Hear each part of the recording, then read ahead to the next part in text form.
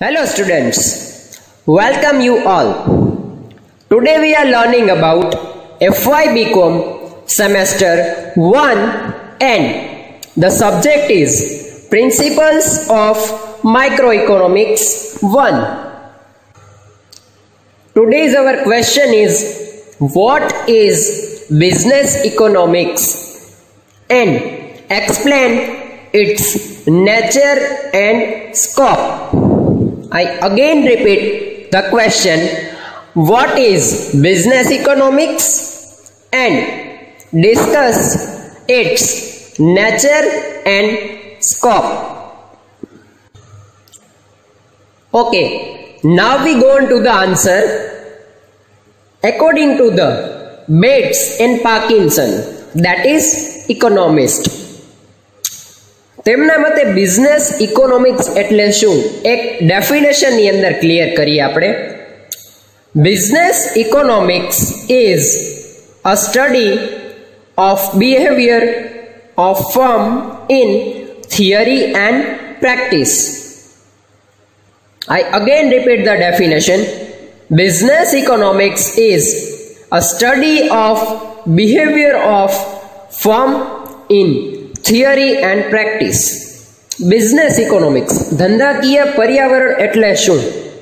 તો કે કોઈ પણ પ્રકારની ભાગીદારી પેઢી એની અંદર ચાલતું ધંધાકીય પર્યાવરણનું સંપૂર્ણપણે સ્ટડી કરવું તેને શું કહેવામાં આવે છે? Business economics. બીજી લેંગ્વેજમાં જોઈએ તો business economics may be defined as the integration of economic theory with business practice for the purpose of facilitating decision making and forward planning by the management. જો આપણે ધંધાનું પ્રોપર વેની અંદર મેનેજમેન્ટ કરવા માંગતા હોઈએ કે ધંધાકીય કોઈ પણ પ્રકારના ડિસિઝન્સ એટલે કે નિર્ણયો લેવા માંગતા હોય તો તેની માટે થઈને business planning that is very important. અને બિઝનેસ પ્લાનિંગનો જે એક્સપિરિયન્સ છે એ the study of the business economics, તેના સ્ટડી પરથી આપણે જાણી શકીએ છીએ કે how would be the position of the business. In short, business management, how to manage the whole business environment. Business environment include which kinds of aspect, like different activities, different departments of business, different divisions like human resource management, marketing management, finance management, that is various kinds of managements in different divisions. All allocation of the work, how to allocate the work, is it a proper manner or not. તો આ બધી જવાબદારી જે business management છે એ include કરે છે અને આ તમામ પ્રકારનું જે કાર્ય છે the whole work, it is called business environment. Next we are learning about the nature of business economics. In this, to know the nature of any subject, it is necessary to know whether it is realistic or idealistic. Realistic means કે જે વાસ્તવિકતાના આધાર ઉપર છે ખરેખર, or idealistic કે જે વ્યવહારિકતા ઉપર છે. Idealistic means વ્યવહારિકતા. It the realistic science study of descriptive facts are carried out. વર્ણનાત્મક બાબતો જેને કહી શકાય કે એનાલિસિસ દ્વારા કોઈ પણ વસ્તુનું એનાલિસિસ કરીને ત્યારબાદ એમાંથી કોઈ પણ ડિસિઝન છે જે કન્ફર્મ કરવામાં આવે. While in the idealistic science not only studies the descriptive facts but opines propriety or impropriety of the conclusions based on this study. જે બાબતો જે છે, વર્ણનાત્મક બાબતો અથવા તો પ્રોપર્ટી કે ખાનગી કોઈ પણ માલિકી હોય, તો અહીંયા વાત થાય છે પ્રેક્ટિકલ સબ્જેક્ટ્સની. કોઈ પણ પ્રેક્ટિકલ સબ્જેક્ટ ઉપર વર્ક કરીને કોઈ તારણ કાઢવામાં આવે ત્યારે આપણને સાચી પરિસ્થિતિનો ખ્યાલ આવે છે. તો કોઈ પણ કન્ક્લુઝન ઉપર, કન્ક્લુઝન મીન્સ તારણ કાઢવું, તો એ ક્યારે પોસિબલ બને છે? જ્યારે જે સબ્જેક્ટ ઉપર theoretical base discussion, yes it is clear, but જ્યારે એના ઉપર પ્રેક્ટિકલી એનાલિસિસ કરવામાં આવે અને તે મેટરને આપણે સક્સેસફુલી સોલ્વ કરી શકીએ, સક્સેસફુલી ડિફાઇન કરી શકીએ, that is nature of the business economics. તેનું કાર્ય શું છે? તો કે આ બાબતો ઉપર સ્ટડી કરવાનું છે કે environment of business is acceptable by all or not. જો આપણે બીજી રીતે કહીએ તો business economics is an idealistic economics. તે એક વિચાર આધારિત છે. એનું કારણ છે કોઈ પણ બિઝનેસ આપણે સ્ટાર્ટ કરીએ ત્યારે in the form of budgeting, in the form of we could say decided planning, management, controlling all the factors we are pre-deciding. આપણે અગાઉથી નક્કી કરીએ છીએ how to management to whole business system, તેનું management કઈ રીતે કરવું, how to operate the business, કઈ ટેકનિકથી કરવું, દેટ ઇઝ લેબર ઓરિએન્ટેડ, મજૂર આધારિત, or that is machinery oriented, કે જે મશીન દ્વારા આધારિત છે. તો આ રીતની જે કાંઈ પણ સિસ્ટમ છે that is also pre decided. Target that is also pre decided. જો ટાર્ગેટ વગર તમે કોઈ પણ કાર્ય કરો then you will not get success. So that target is very important thing. Goal before the business, goal achievement after the business, that is two main point. So focus on the goal is the main point of the business, and the profit, yes, profit margin also decided.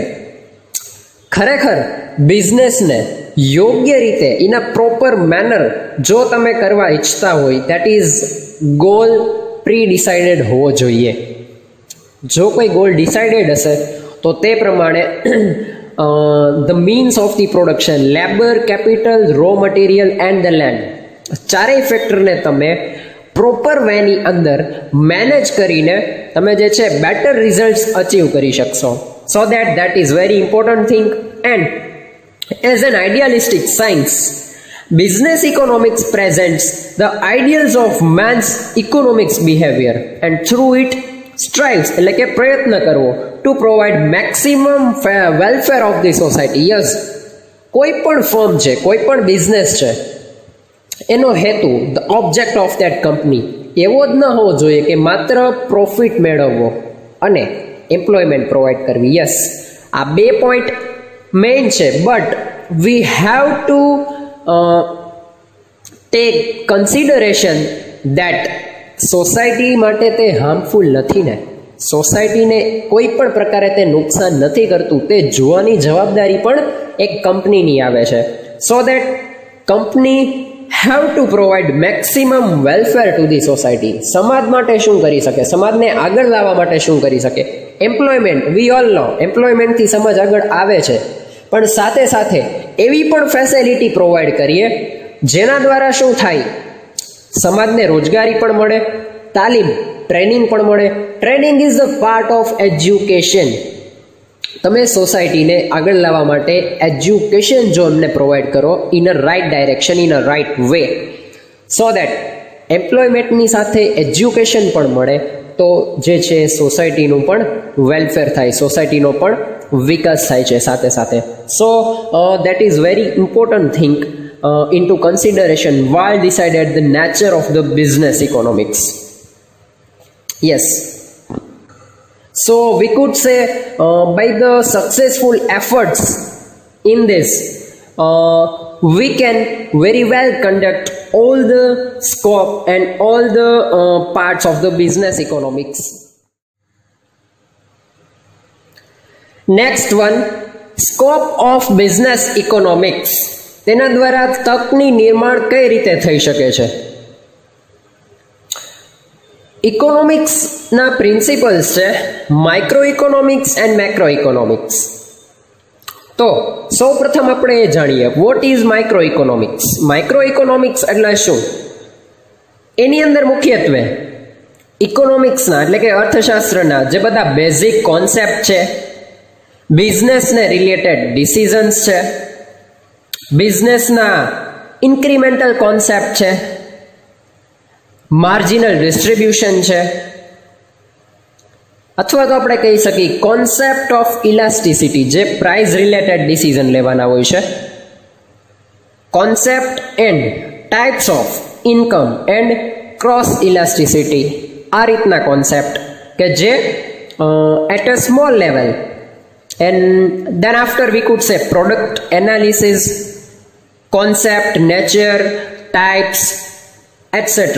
That all kinds of aspect related production method, production cost and the production factor.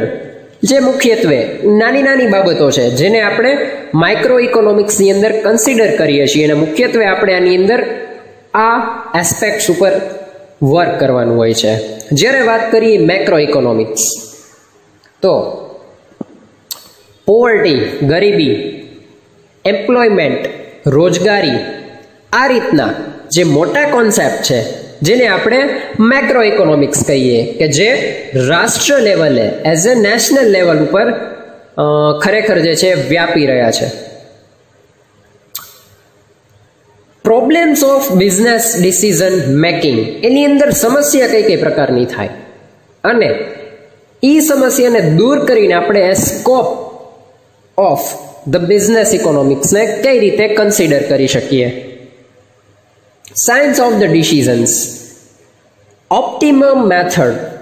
First optimum method, yes, બિઝનેસને કઈ રીતે આગળ લઈ આવો તેની માટે economics આપણને methods provide કરે છે. તો આપણી માટે એક તક છે કે કઈ તક છે એનો આપણે ફાયદો ઉઠાવો. There are various kinds of method for the business. નાના પાયાના ઉદ્યોગો છે, મોટા પાયાના ઉદ્યોગો છે, કયા પ્રકારના ઉદ્યોગો છે, એ ઉદ્યોગો માટે કઈ પ્રકારની મેથડ, જે ઓપ્ટિમમ મેથડ્સ આપણે અવેલેબલ છે તેમાંથી કઈ મેથડ આપણે યુઝ કરવી, which method we have to apply for the production. Then after statistical estimates, yes, આંકડાકીય માહિતી પણ ખૂબ જરૂરી છે because very first આપણે એક બજેટ નક્કી કરીએ છીએ. કોઈ પણ ધંધા માટે એક બજેટ નક્કી કરવું જરૂરી છે.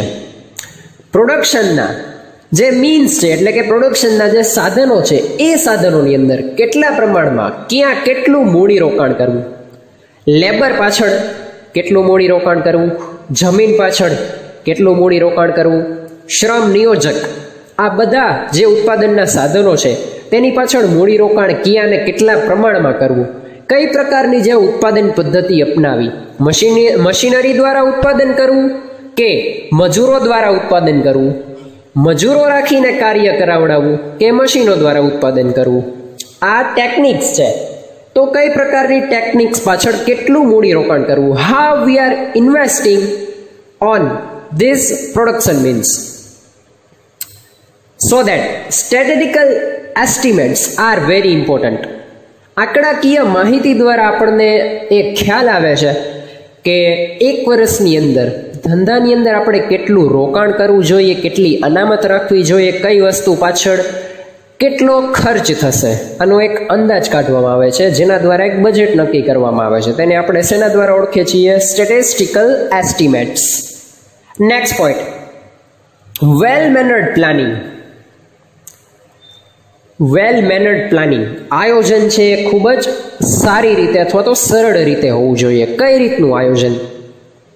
ધંધાની અંદર પ્લાનિંગ, મેનેજમેન્ટ, કંટ્રોલ, ઓર્ગેનાઇઝેશિંગ, સ્ટાફિંગ, ઘણી બધી પ્રકારની એક્ટિવિટીઝ છે.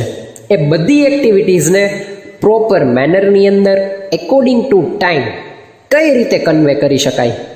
યસ, તો વેલ મેનર્ડ પ્લાનિંગ આપણને આ વસ્તુનું નોલેજ આપે છે કે આયોજન કઈ રીતનું હોવું જોઈએ. જો સારું આયોજન હોય તો ફ્યુચરની અંદર સારું રિઝલ્ટ મળે છે, જેના કારણે ધંધાને આગળ વધારવા માટેના આપણા જે સ્કોપ છે એ વધી જાય છે. So the main reason to increase the business efforts because of we can increasing the scope. Yes, theory of the play. આપણી પાસે ઘણી બધી સિસ્ટમ છે કે જે સિસ્ટમને આપણે અપ્લાય કરી શકીએ છીએ બિઝનેસની અંદર. બટ ઘણીવાર એવું થાય છે your behaviour are playing the main part. તમે as a owner of the company કર્મચારી સાથે કયા પ્રકારનું વર્તન કરો છો, your role is very important. How you are playing your role with all the employees of the company. Yes, ઘણીવાર એવું થાય છે જો તમે ખરેખર કર્મચારીને જે કાર્ય કરે છે તેના પ્રમાણમાં વળતર ચૂકવો, જો ખરેખર ઉત્પાદન પદ્ધતિ સારી છે, ટાઈમિંગ અનુકૂળતા પ્રમાણે છે, તો કર્મચારી સમયાંતરે જે રીતે કાર્ય કરે છે તેની અંદર સારું રિઝલ્ટ આપશે. જેનું મુખ્ય કારણ શું છે? કંટ્રોલિંગ. તો કંટ્રોલિંગ એટલે એના પર અંકુશ રાખવો પણ દાબ ન રાખવો. Yes, that is very important. કર્મચારીને તમે ટ્રીટ કરો છો ઓકે, બટ ઇન મેનરિઝમ, કે પ્રોપર મેનરની અંદર. યસ, મે બી એને કોઈ બી વસ્તુનું નોલેજ નથી, then provide the knowledge. Machinery પર વર્ક કરવામાં કંઈ બી પ્રોબ્લેમ્સ ક્રિએટ થતો હોય, then provide the training facilities. Yes, if they have any financial problem, any kind of financial problem, then provide a financial assistance because you are the employees of the company, and also provide mediclaim. Yes, that is very important thing. કે મોટી એવી company છે જેની અંદર heavy મશીનરીની અંદર કામ કરવાનું હોય છે, તો જે એમ્પ્લોઈઝની હેલ્થ છે તે વ્યવસ્થિત રહેવી ખૂબ જ જરૂરી છે. તેના માટે મેડિક્લેમ પ્રોવાઈડ કરવામાં આવે છે, જેના દ્વારા કર્મચારીને લાઈફનું પણ એક પ્રોટેક્શન ગાર્ડ પ્રોવાઈડ કરવામાં આવે છે. Yes, and the decision has to be taken as to how those sources can be efficiently utilized so that objectives of the business unit are achieved. Sources, ઘણા બધા એવા સ્ત્રોત છે જેના દ્વારા આપણે ઓછી કોસ્ટ ઉપર સારો બિઝનેસ કરી શકીએ છીએ. But the analysis is most important thing in the business.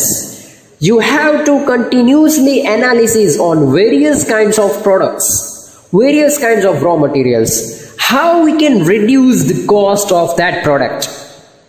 આપણે એ પ્રોડક્ટ છે એની કોસ્ટ નીચી કઈ રીતે લાવી શકીએ છીએ એના ઉપર આપણે સતત કન્ટિન્યુઅસલી સ્ટડી કરવું પડે છે, એનાલિસિસ કરવું પડે છે. Yes, the best quality provided to the customers. કસ્ટમર્સને સારી ક્વોલિટી પ્રોવાઈડ કરવી છે તો તેની માટે તમે કઈ કઈ વસ્તુનું એનાલિસિસ કરો છો તે ખૂબ જ મહત્વનું છે. So it is also very important to use the maximum sources which are helpful to reduce the cost and provided best quality to the customer. Yes, તો various kinds of aspects જેનો આપણે યુઝ કરીને business economics સારી રીતે research કરીને આપણે એક જે સ્કોપ છે ફ્યુચરની અંદર જે તકનું નિર્માણ કરી શકીએ છીએ, જેના લીધે ધંધાની અંદર આપણે પ્રમોશન કરી શકીએ છીએ. Otherwise we can increase the efficiency of the business unit. સ્કોપની અંદર વોટ ટુ મેન્યુફેક્ચર, કઈ પ્રોડક્ટનું મેન્યુફેક્ચર કરશે, how much to be manufactured, કેટલા પ્રમાણમાં, what should be the pricing. Yes, price is to be decided according to the areas. Which combination of sources to choose for the manufacturing, કયા પ્રકારનો સ્ત્રોત છે એનો ઉપયોગ કરીને આપણે પ્રોડક્શન કરશી. હાઉ ટુ રેઝ સેલ્સ, વેચાણને કઈ રીતે વધારશી. હાઉ ટુ ફેસ કોમ્પિટિશન્સ, બજારની અંદર થયેલા કોમ્પિટિશન્સને કઈ રીતે ફેસ કરશી.